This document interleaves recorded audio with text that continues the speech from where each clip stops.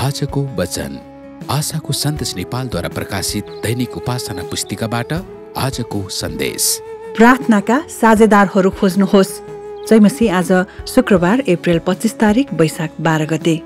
आजको बाइबल खण्ड मर्कुसको पुस्तक 2 अध्यायको 3 पदबाट रहेको छ र यहाँ यसरी लेखेको छ, 4 जनाले बोकेको एकजना पक्षघातीलाई लिएर मानिसहरू उहाँ कहाँ आए। तपाईले भन्नुहोला, मसँग निको हुने विश्वास छैन। त्यसो हो भने विश्वास भएका केही प्रार्थनाका साझेदारहरू खोज्नुहोस्। अनि 4 जनाले बोकेको एकजना पक्षघातीलाई लिएर मानिसहरू उहाँ कहाँ आए। भिडको कारणले येशूको नजिक त्यस मानिसलाई पुर्याउन नसक्दा तिनीहरूले उहाँ हुनुभएको ठाउँको माथि छाना खोले र उघारिएको ठाउँबाट पक्षघातीलाई त्यो सुतेको खाटसम्मै तल ओह्रालिदिए।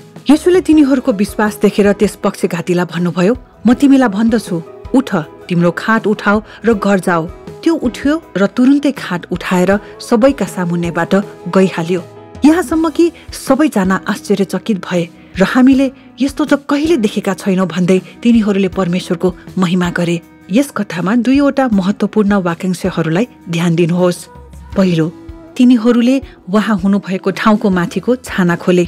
दोस्रो, येशूले तिनीहरूको विश्वास देखेर त्यस पक्षघातीलाई भन्नुभयो, यदि तपाईसँग निको हुने विश्वास छैन भने प्रार्थनामा तपाईलाई येशूको उपस्थितिमा लैजान सक्ने, तपाईको लागि परमेश्वरमा विश्वास गर्न सक्ने अनि परमेश्वरले जवाफ नदिउन्जेल प्रार्थना गरिरहन सक्ने मानिसहरू खोज्नुहोस्। पक्षघात भएको यो मानिसलाई विश्वासले भरिएका 4 मित्र चाहिए। तपाईलाई 2 जना मात्रै चाहिन्छन्। येशूले भन्नुभयो, पृथ्वीमा तिमीहरूमध्ये 2 जना कुनै कुरामा सहमत भई केही माग्यो भने त्यो स्वर्गका मेरा पिताद्वारा तिमीहरूका निम्ति हुनेछ।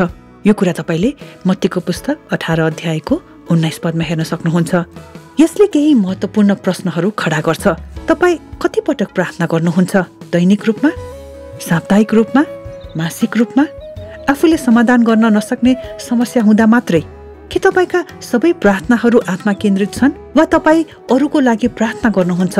तपाईलाई आवश्यक पर्दा प्रार्थनाका साझेदारहरू पाउनका लागि तपाई आफै पनि प्रार्थनाको साझेदार बन्नुपर्छ। यसकारण आज प्रार्थना गर्ने व्यक्ति बन्नुहोस् र प्रार्थनाका साझेदारहरू पनि खोज्नुहोस्। आमेन। परमेश्वरले यहाँहरू सबैलाई धेरै आशिष दिउन्। जय मसीह। आजको वचन नेपालमै सर्वाधिक पढिने र सुनिने दैनिक उपासना पुस्तिका। हाम्रो ठेगाना आशाको सन्देश Nepal, Nakkhu, Lalitpur. Mobile number 9851 811 47, 98 082 048 70। Email ठेगाना mos.radioministry@gmail.com। आफू सुन्नुहोस् र आफ्ना मित्रहरूलाई पनि सुन्ने सल्लाह दिनुहोस्। तपाईको आजको दिन आशिषमय रहोस्। जय मसीह।